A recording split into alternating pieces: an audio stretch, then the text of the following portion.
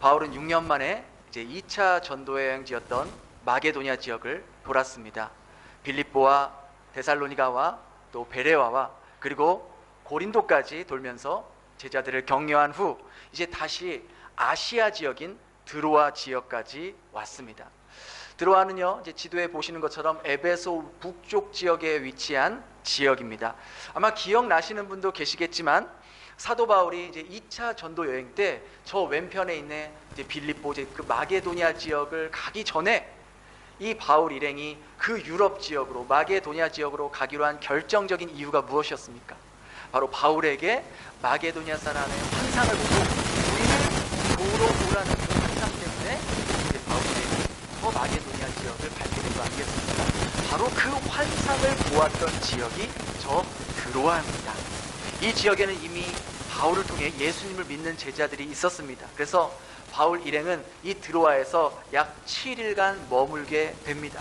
그런데 이 드로아에서 머물던 마지막 날 웃을 수도 없고 울 수도 없는 요즘 우리가 흔히 말하는 우픈 사건이 하나 발생합니다. 그런데 이 표면적으로 한번 보면 이 사건이 우픈 사건인 것 같지만 사실 이 사건 안에 담고 있는 영적인 메시지는 굉장히 중요하고요, 또 오늘을 살아가는 우리들에게 시사하는 바가 큰 사건입니다. 그 사건이 어떤 사건이고 또 어떤 영적인 메시지가 담겨 있는지 우리가 오늘 함께 살펴보려고 합니다. 우리 7절을 다시 한번 같이 읽겠습니다. 시작. 그 주간의 첫날에 바울이 이튿날 떠나고자 하여 함중까지 계속합니다. 여기서 그 주간의 첫날이란 우리 아까 신집사님이 옛날 성경을 읽었던 안식 후 첫날이 됩니다. 오늘날로 말하면 바로 이 주일을 말하는 거예요. 초대교회 그리스도인들은 토요일 안식일에 모이는 유대인들과는 달리 주님께서 부활하신 날을 기념하여 주일날 모여서 예배를 드렸습니다. 그리고 또한 그 첫날에 떡을 떼려 하여 모였다라는 것은 단순히 밥을 먹기 위해 모였다는 것이 아니라 주님께서 명령하신 주의 만찬, 성찬식을 겸한 예배를 드리기 위해 모였다는 것을 말하고 있는 거예요. 그래서 오늘날까지 초대교회의 이러한 전통을 따라 그리스도인들은 바로 이 주일에 모이게 된 겁니다. 근데 여러분, 우리가 이 날을 주일이라고 부르는 이유가 무엇입니까? 바로 주님의 날이기 때문에 주님의 날이라는 것을 기억하기 위해서 주일이라고 부르는 겁니다. 근데 우리가 일요일을 주님의 날로 기억하면서 주일이라고 부르는 것도 참 중요하지만 더 중요하고 잊지 말아야 할 사실은 일요일만 주의 날이라고 인식하면 안 된다는 것이죠. 그렇게 말하면 월요일부터 토요일까지는 주의 날이 아닌 나의 날이고 일요일만 주의 날이 되겠습니까? 월화수목금토는 내 방식대로 내가 원하는 대로 살다가 일요일만 교회 와서, 아까 우리 김영기 집사님이 찬양 인도할 때 주일날만 와서 찬양하고 주일날만 말씀 와서 드리는데 그게 아니라는 거예요.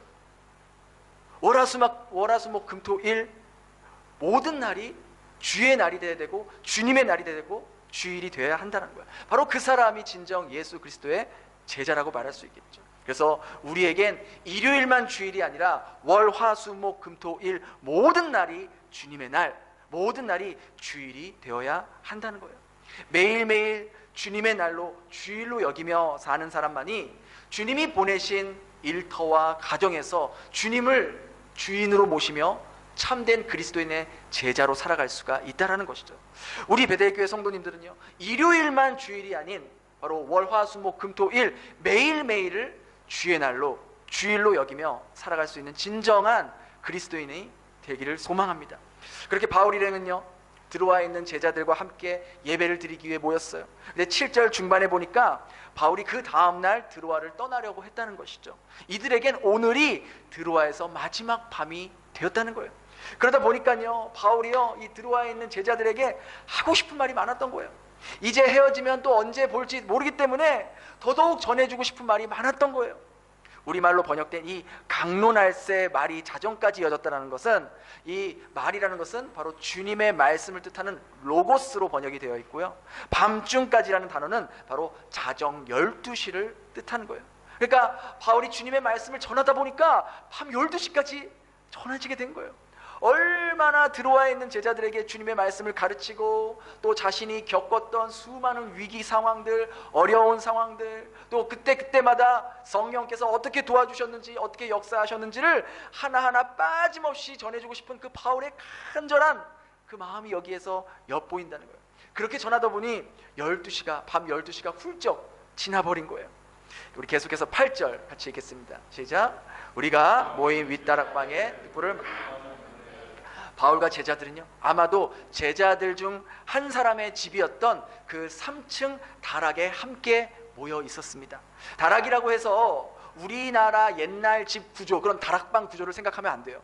그 당시 다락이라고 하는 것은 많은 사람들이 한꺼번에 모일 수 있는 큰 공간을 말했습니다. 집마다 크기는 다르겠지만 여러 명이 모일 수 있는 그러한 공간이었던 거예요. 우리가 사도행전 초반에도 보았지만 마가의 다락방이라고 했을 때 그 다락방 안에는 무려 120명이 모여서 기도할 수 있는 그런 큰 공간이 있었던 거예요. 아마 이 예배당 공간보다 훨씬 더 컸던 공간이었을 겁니다. 지금 바울과 이 드로아의 제자들도요, 모여 있는 곳이 아마 그런 공간이었던 거예요. 그런데 그 당시에 그리스도인들 대부분의 신분이 뭐였습니까? 대부분 노예나 종이나 하층민 계급이었다는 거예요. 그러다 보니 아침부터 오후 늦게까지 주일인데도 일을 하다가 저녁 다 돼서야 그렇게 서서히 모였다는 거예요. 또 그 당시에 이렇게 전기가 없었잖아요. 그러니까 그 넓은 공간을 환하게 밝히려니까 등불이 많이 필요한 거예요. 그래서 등불을 많이 켰던 겁니다. 그러니까 밤 12시까지 등불을 켜놓으면서 말씀이 계속해서 이어지고 있는 상황이에요. 그때 이 웃지 못할 우픈 사건이 하나 발생합니다. 우리 9절 한번 같이 읽겠습니다. 시작. 유두고라 하는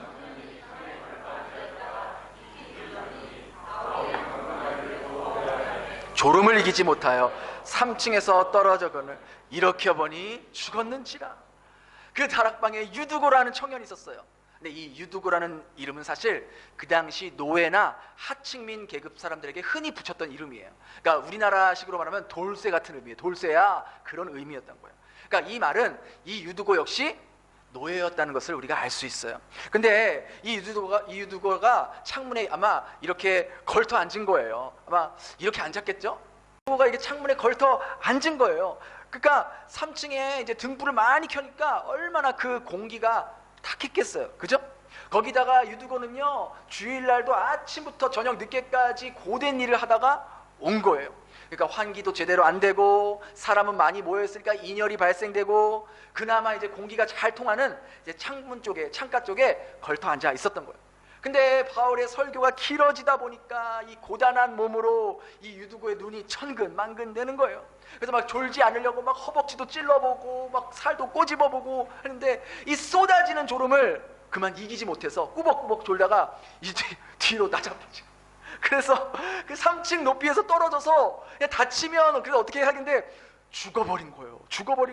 아, 참, 이 웃지도 못하고 울지도 못할 이 상황을 어떻게 설명할 수 있겠냐고요. 여러분, 설교를 길게 한 바울이 잘못한 거예요? 아니면 설교를 듣다가 참다 못해 졸았던 유두고가 잘못한 거예요? 여러분은 아마 100% 설교를 길게 한 바울이 잘못한 거다 라고 생각하실 것 같아요. 목사님, 설교 길게 하시면 안 돼요. 설교는 짧으면 짧을수록 은혜가 됩니다. 설교 길게 하다 사람 잡아요.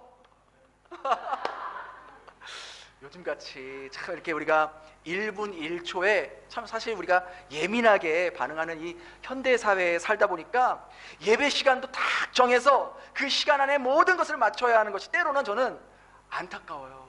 마치 우리가요, 주일 되면 무슨 행사하는 것처럼 행사 진행하듯이 찬양은 몇 분 안에 끝내야 되고 기도도 몇 분 안에 끝내야 되고 설교도 몇 분 안에 끝내야 되고 그래서 착착착착 해서 예배 시간은 딱 몇 시까지 끝내야 한다. 그렇지 않으면 성도들이 마음이 불편해지고 벌써 12시인데 12시 5분인데 12시 10분인데 국이 식어가고 있는데 연신 시계를 쳐다보며 목회자를 향해 이제 좀 설교를 끝내주세요라는 무언의 압박을 눈빛으로 레이저로 쏘고 있는 물론 예배 시간 이후에도 여러 가지 또 사역과 프로그램 또 차량 시간들이 맞물려 있어서 우리가 정해진 시간 안에 그런 순서를 맞춰야 하는 것도 분명히 있지만 1차적으로 우리가 예배를 드리는 목적이 무엇입니까?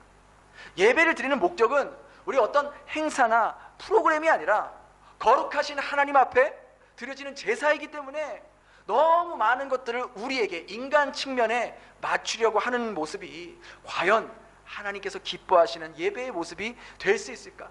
이런 부분들도 우리가 한 번쯤은 생각해 볼 필요도 있다는 거죠. 그렇게 3층에서 떨어진 유두고는요, 그 자리에서 즉사하게 됩니다. 어떤 사람들은 이 구절을 가지고 아마 유두고가 당시 떨어져서 쇼크를 받아서 기절한 거다, 죽은 게 아니다, 그렇게 말하는 사람도 있지만, 이 사도행전을 기록한 사람이 누구예요? 누가 기록했어요? 바울이 기록했어요? 누가가 기록했어요. 누가가 기록했습니다. 그럼 누가의 직업이 뭡니까? 의사예요. 의사. 자, 의사 누가가 죽었다고 기록한 헬라어 원문은요, 바로 시체를 뜻하는 단어를 선택해서 기록했어요. 그 말인즉 유두고는 3층에서 떨어지자마자 곧바로 죽게 되었고 시체가 되었다는 걸 의미하는 거예요. 완전히 죽었다고 분명히 선언하는 거예요. 그 이후에 어떤 일이 벌어졌을까? 10절 한번 같이 읽겠습니다. 시작. 바울이 그 위에 엎드려 그 몸을 안고 말하되 떠들지 말라, 생명이 그에게 있다 하고. 거기 있던 모든 사람들이 여러분 얼마나 놀랬겠어요. 여러분 생각해 보세요. 그런 일이 절대로 있으면 안 되겠지만, 제가 설교하는 가운데 갑자기 우리도 여기 3층 있잖아요. 3층에서 애들이 막 놀다가 장난치다가 떨어져 죽었다고 생각해 보세요. 아니, 여기 있는 저와 여러분 가운데 얼마나 큰 충격에 빠지고 혼란스러운 상황이 발생하겠냐는 거죠. 지금 그런 상황이라는 거예요. 그런 혼란스러운 상황 속에서 바울이 설교를 멈추고 유두고가 떨어진 곳으로 내려갑니다. 그리고 그 죽어있는 유두고를 향해 아마 이렇게 이 그림처럼 그 위에 엎드려져서 그 몸을 안고 제자들에게 말했어요. 뭐라고 말했어요? 떠들지 말라, 생명이 그에게 있다. 자, 성경에 기록된 그 바울의 행동을 한번 잘 보세요. 이미 죽어있는 유두고 몸 위에 자신의 몸을 포개어서 그 몸을 안고 있다고 기록했어요. 여러분, 그 당시 그리스도인들은 대부분 유대인들이잖아요. 그렇죠? 바울도 유대인이었단 말이에요. 비록 그도 그리스도인이 되었지만 그들은, 이 유대인들은 어렸을 때부터 몸으로 배우고 익힌 유대교의 관습이 있다고요. 마치 우리가 예수님을 믿어도 유교와 불교의 습관이나 인식들이 남아있는 것처럼 적지 않은 영향을 받잖아요. 그런 것과 비슷한 거예요. 그래서 이 유대교의 율법에 따르면 죽은 시체 만지면 돼요, 안 돼요? 안 돼요. 부정해진단 말이에요. 죽은 시체를 만져서도 안 된단 말이에요. 근데 바울은 다른 유대인들이나 바리새인들과 같이 그 율법을 문자 그대로 해석하기보다, 적용하기보다 그 율법에 담겨진 그 하나님의 마음을 더 중요시했기에 유두고를 살리려고 이미 죽은 그의 몸 위에 자신의 몸을 포개어 앉게 되었다는 거예요. 그리고 제자들에게 뭐라고 말해요? 떠들지 말라, 떠들지 말라. 이 말은 지금 요란스럽고 혼란스럽고 막 소란스럽게 막 어떻게 막 죽었나 봐 막 그러고 있는데, 그렇게 하지 말라, 잠잠해라, 조용해라, 소동하지 말라. 이어서 뭐라고 말합니까? 생명이 그에게 있다. 생명이 그에게 있다. 여러분, 누가는요 분명 의사의 관점에서 유두고의 생명이 끊어졌다라고 기록했어요. 기절도 아니고요, 곧 죽을 것 같다고도 아니고, 이미 죽었다, 이미 시체가 되었다고 기록했지만 바울이 지금 뭐라고 말해요? 생명이 그에게 있다라고 말하는 거예요. 여러분, 바울이 누가보다 더 뛰어난 의사였습니까? 누가보다 더 뛰어난 의학 지식이 있었습니까? 아니죠. 누가는 의학적으로 분명하게 유두고에게 사망 선고를 기록한 거예요. 하지만 바울은요, 이 죽은 유두고를 생명의 근원 되시는 예수님께서 다시 살리실 거라는 걸 알고 있었다는 거예요. 그래서 바울은요, 그 유두고의 몸에 엎드려 앉고 있었던 거예요. 즉, 생명의 근원 되신 예수님께서 자신을 통해 유두고에게 주님의 생명을 전할 것을 알고 있었다는 거예요. 바울이 이 유두고 몸 위에 엎드려졌다는 이 단어는요, 이 원어 뜻은 바로 밀어 닥치다, 완전히 뒤엎다 라는 말을 갖고 있었어요. 이 말은 유두고에게 찾아온 그 사망의 그늘 위에 바로 주님의 생명의 기운이 완전히 뒤엎었다는 거예요. 그 생명의 기운이 사망의 기운을 밀어 떨쳐버렸다는 거예요. 주님은요, 유두고 사건을 통해서 오늘 우리에게 바로 이 메시지를 주고 싶은 거예요. 이 세상을 살아가면서, 우리가 한 주간을 살아가면서 사망의 그늘이 우리를 뒤덮고 있고요, 절망이라는 기운이 우리의 삶을 올가매고 있다 하더라도 우리가 믿고 있는 생명의 근원 대신 예수 그리스도께서 우리를 덮고 있는 그 사망의 그늘을 완전히 뒤덮어 엎어주실 것이고, 절망의 기운, 패배의 기운, 상처의 기운을 완전히 밀어내쳐 버린다는 거죠. 언제? 우리가 주님을 기억하며 함께 모인 이 예배의 자리에서 말이에요. 일주일 동안 세상의 모든 소동과 전쟁터와 같이 하루하루 삶을 살면서 근심과 괴로움과 또 여전히 해결되지 못한 그 문제를 끌어안고 나온 이 예배의 자리에서 주님께서, 주님이 어떤 분인지, 주님이 어떤 일을 하실 수 있는지, 내 삶 가운데 어떻게 일하시는지 말씀해주는 이 예배의 자리가 바로 사망의 기운을 밀어내고 생명의 기운이 밀려오는 시간이 된다라는 거예요. 그런 면에서 오늘 본문에 나온 이 유두고는 혼자서는 어쩔 수 없고 무능력하고 죽음으로 달려가고 있는 저와 여러분을 예표하고 있는 거예요. 유두고의 모습이 다 우리의 모습 아닙니까? 세상 가운데 이리 치이고 저리 치이고 여러 가지 문제를 끌고 오느라 많은 경우 이 예배의 자리에 앉아 있어도 우리가 주님께 집중하지 못할 때가 사실 얼마나 많습니까? 삶의 문제로 인해서 근심 때문에 이 자리에 근심을 그대로 끌어안고 이 자리에 나올 때가 얼마나 많이 있냐라는 거예요. 때로는 일주일 내내 고단한 육체적인, 심적인 그러한 일로 너무나 피곤하고 힘들어서 예배 자리에 나와도 예배에 집중이 안 되고 목회자의 설교가 하나도 귀에 안 들어오는 거예요. 아니, 목회자의 설교가 자장가 같아요. 설교가 시작하자마자 눈이 스르르 감기고 신기하게도 누가 깨우지도 않았는데 설교 말미에 저절로 일어나게 되는 놀라운 은혜가 여러분에게 임하지 않습니까? 근데 그 모습도 괜찮아요. 괜찮아. 유두고가 그랬잖아요. 아침부터 저녁 늦게까지 쉬지 않고 일하다가 저녁에 또 그래도 주님의 말씀을 듣기 위해 예배의 자리에 온 거잖아요. 그 피곤한 몸을 이끌고 온 거예요. 근데 너무나 피곤해서 너무나 힘들어서 그만 잠이 든 거예요. 저는요, 우리 주님께서 그 유두고의 마음을 보셨던 것 같아요. 비록 육신은 피곤했지만 주님의 말씀을 듣는 자리로 가야겠다라는 그 마음, 그러지 않고서는 이렇게 바울을 통해서 다시금 그에게 이 새 생명을 주님께서 허락하셨겠습니까? 12절을 보세요. 우리 12절 한번 같이 읽어볼까요? 시작. 사람들이 주님께서요, 이 살리신 유두고를 통해 그곳 사람들은 많은 위로와 영혼의 울림을 받게 되었다는 거예요. 사람들이 다시 살아난 유두고를 보고도 위로를 받았다는 것은 유두고가 다시 죽었다가 살아난 것에 대한 놀라움도 있지만, 그것보다 이렇게 죽었다 살아난 유두고가 주님의 은혜에 감사해서 지금 내가 살고 있는 것은 주님의 생명으로 살아가는 것이다. 나는 원래 죽었던 자다. 오늘부터는 내가 예수의 생명으로 덤으로 살아가는 것이다. 그런 마음으로 하루하루 그리스도를 따라 그 말씀에 순종하며 살지 않았겠습니까? 그렇게 주님의 생명으로 새로운 삶으로 변화된 그 유두고의 모습을 보며 적지 않은 사람들이 예수님께로 나아오지 않았겠냐는 거예요. 만일 그렇지 않았다면 유두고의 사건과 또 그를 통해 많은 사람들이 주님의 위로와 격려를 받았다고 이 사도행전에 기록될 수 없었을 것입니다. 그래서 여러분이요, 이 예배의 자리에 나온 것만으로도 얼마나 큰 은혜인지 몰라요. 특별히 정말 월요일부터 토요일까지, 또 어떤 분은요 이 일요일 주일까지도 출근하시는 분도 있어요.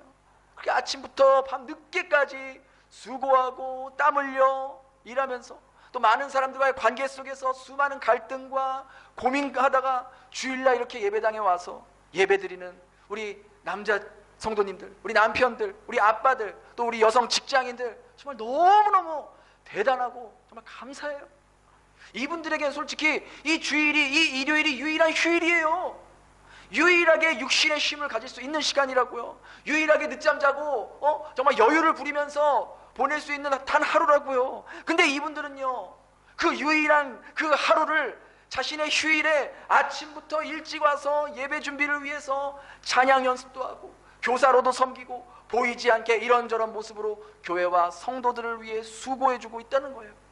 그래서 설교 시간에 여러분이 좀 졸아도 저는 괜찮아요. 저 상처 안 받아요. 진짜 괜찮아요.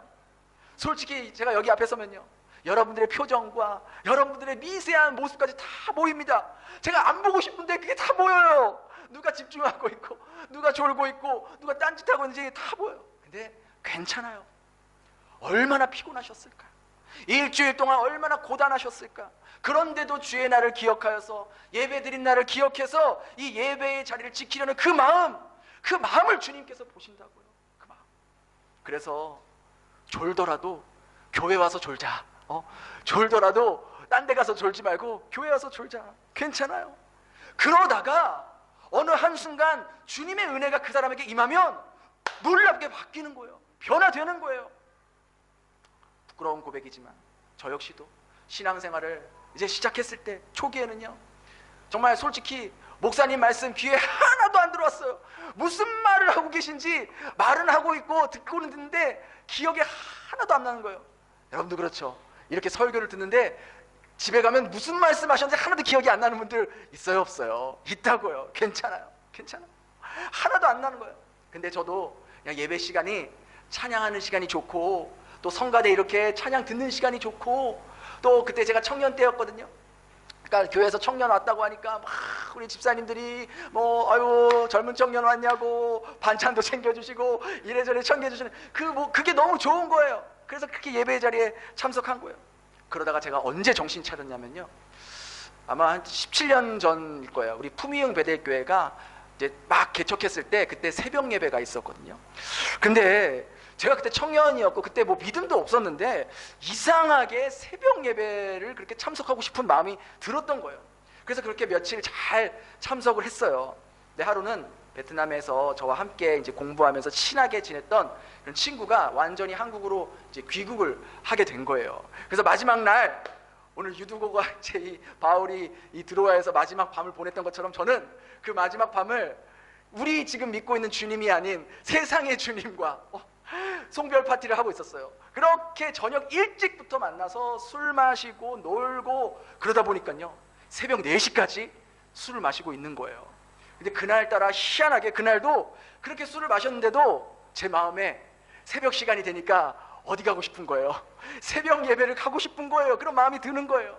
그래서 놀고 있고 한참 술 마시고 있는데, 야, 나 지금 교회 가야 돼. 나 새벽 예배 가야 돼. 그러니까 같이 술 먹던 친구들이 뭔 소리냐고, 미쳤냐고, 너 제정신이냐고, 술 먹다 교회 가는 사람이 어디냐고. 아, 몰라. 나 어쨌든 새벽 예배 가야 돼. 야, 너 잘 들어가라. 연락하자. 나 간다 하고 세움 타고, 그때 이제 세움이 있었잖아요. 세움 타고 그렇게 품위영 교회로 갔어요.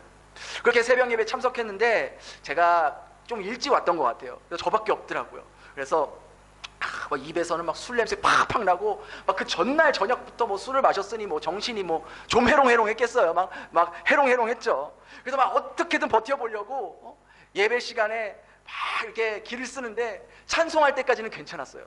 근데 설교 시작하자마자 필름이 딱 끊긴 거예요. 여러분, 그래서 설교가 무서운 거예요. 근데 시간이 얼마나 지났을까? 정신을 차려보니까 다 가고 나 혼자만 그 예배당에 앉아 있는 거예요. 한참 이제 그러다가 한참 시간이 지나가 깬 거죠. 그때 제 마음에 어떤 마음이 들었냐면, 아, 이게 뭔가 이렇게 술 처먹고 예배 참석해서 잠이나 자고 있고, 아, 진짜 쪽팔려. 이럴 거면 하나님은 왜 믿고, 이럴 거면 뭐 신앙생활 이런 거 왜 하냐. 아, 이건 진짜 아닌 것 같다. 너무 창피하다. 막 그렇게 부끄럽고 수치스럽고 복잡 미묘한 감정이 확 드는 거예요. 그래서 제가요, 그날로 그렇게 좋아했던 술을 끊은 거예요. 제 자신이 너무 창피하고 부끄럽고 이렇게 믿는 것 아닌 것 같고 이렇게 사는 건 아닌 것 같다, 그런 마음이 강하게 드는 거예요. 그러니까 지금 생각해보면 사실 그 마음도 성령님이 주셨던 것 같아요. 제가 그 예배 시간에 목사님 말씀 듣고 그 설교로 감동해서 변한 거예요? 찬양이 막 너무 은혜로워서 찬양하다가 깨달음을 얻은 거예요? 아니잖아요. 나는 그렇게 부끄러운 모습으로 예배의 자리를 찾아왔는데 주님은 제가 생각지도 못한 방법으로 그렇게 역사하셨다는 거예요. 그렇다고 여러분들 또 주일 전날 술 잔뜩 먹고 예배 참석하라는 거 아니에요? 또 집에 가서 우리 남자분들, 남편분들, 아내분들에게 오늘 목사님 말씀 들었지? 목사님도 그렇게 술 먹고 예배 참석했대잖아. 나도 좀 술 마셔도 괜찮아. 이렇게 적용하는 분들, 우리 아내분들 저에게 메시지를 주세요. 제가 1:1 특별 훈련을 그분과 가져야 돼요. 그게 아니라 하나님께서 역사하시면 이런 모습으로도 역사할 수 있다는 것을 제가 예를 들어 말씀드린 거잖아요. 우리 역시 이 유두고처럼 설교 듣다 죽는 일은 없어야겠지만 우리 주님께서 예배 가운데 은혜를 주시려면 얼마든지 그 사람에게 은혜를 주시고 위로를 주시고 격려해 주시고 마음의 음성을 주실 수 있다는 거예요. 그게 경배와 찬양을 통해서든지 대표 기도를 통해서든지 성가대 찬양을 들을 때든지 아니면 마지막 축도를 통해서든지 아니면 예배 후에 성도와의 교제와 소그룹을 통해서든지 아니면 정말로 집에 가는 버스 안에서 성도와 대화 가운데 하나님의 음성을 들을 수 있다는 거예요. 얼마든지 하나님은 지친 우리 영혼 가운데 상처받고 회복이 필요한, 마음의 쉼이 필요한, 안식이 필요한 우리들에게 얼마든지 주님은 주님의 생명을 공급하실 수 있다는 거예요. 그러다가 유두고처럼 이 예배 가운데 주님의 생명을 얻게 되면, 성령이 그 사람에게 임하게 되면 예배의 한순간 한순간도 놓치지 않으려는 모습으로 바뀌게 된다니까요. 설교 시간 내내 졸던 사람도, 예배 시간 내내 딴짓하고 핸드폰 만지작거리는 사람도 예배 가운데 주님의 생명을 받게 되면, 주님께서 그의 영혼을 덮으시면, 주님의 생명이 그의 영혼을 감싸게 되면 예배 순서마다 집중하게 되고, 목회자의 설교 말씀이 하나님께서 내게 오늘 주시는 살아있는 생명의 말씀으로 여겨지게 되고, 그 말씀 하나하나 안 놓치려고 초집중하게 되고, 혹시라도 놓친 게 있나 업로드된 영상을 또 들으면서 그렇게 말씀을 새기려고 한다는 거예요. 마치 죽었다 살아난 많은 사람들에게 위로가 되었던 이 유두고처럼 바로 변화된 여러분들을 통해서, 우리를 통해서 많은 사람들이 위로받고 우리를 보고, 야, 정말 쟤 보면은 예수님이 살아있는 것 같아, 저 사람 저렇게 바뀌었다는 건 하나님이 밖에 하실 수 없어 라는 그러한 고백이 믿지 않는 세상 사람들을 통해서 나오게 된다는 거예요. 바울이 이미 그 시체가 된 그 유두고를 보고 잠잠해라, 생명이 그에게 있다 라고 그 선포했던 그 생명이 오늘 우리에게 이미 각자에게 임한 주님의 생명임을 여러분 믿으십니까? 그렇다면 우리 역시 이 주의 날로 모인 이 예배를 통해서 그 생명을 우리가 함께 확인하고, 함께 모여서 예배드리는 순간마다, 이 시간마다 우리의 죽어있던 영혼들이 그 안에 주님의 생명이 깃들게 된다는 거예요. 지쳐있고 상처받고 또 심신이 고단한 우리 영혼에 주님의 은혜가 그 모든 상처를 다 엎고도 남은, 뒤엎고도 남을 만큼의 그 쓰나미처럼 폭포수와 같이 주님의 은혜가 임하게 된다는 거예요. 절망과 시리에 빠져서 하루하루 살아가는 영혼들에게 주님의 능력을 공급받아서 그 영이 다시 힘을 얻고 회복되고 놀랍게 다시 변화되는 그런 일들이 예배 시간마다 일어난다는 거예요. 그래서 여러분, 예배는요, 하늘의 문이 열리는 시간이에요. 예배는 은혜의 문이 열려서 은혜가 폭포수처럼 쏟아지는 시간이에요. 회복과 치유의 문이 열리는 시간이에요. 주님의 생명을요, 우리가 하늘에서부터 다이렉트로 받는 시간이 예배의 시간이에요. 그래서 우리 그리스도인들에게 이 예배의 시간이 너무나도 소중하고 중요한 거예요.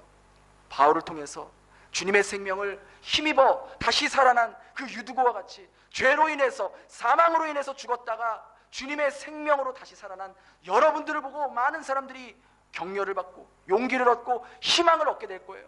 이번 한 주도 여러분의 삶을 통해서 여러분 안에 있는, 이미 안에 있어요, 여러분 안에 있는 그 주님의 생명으로 인해서 우리 주변에 영적으로 죽어가고 있는 수많은 사람들에게 주님의 생명을 온전히 전해줄 수 있는 주님의 통로의 삶이 될 수 있기를 예수님 이름으로 축원합니다. 우리 시간 찬양하면서 함께 기도하는 시간 갖도록 하겠습니다.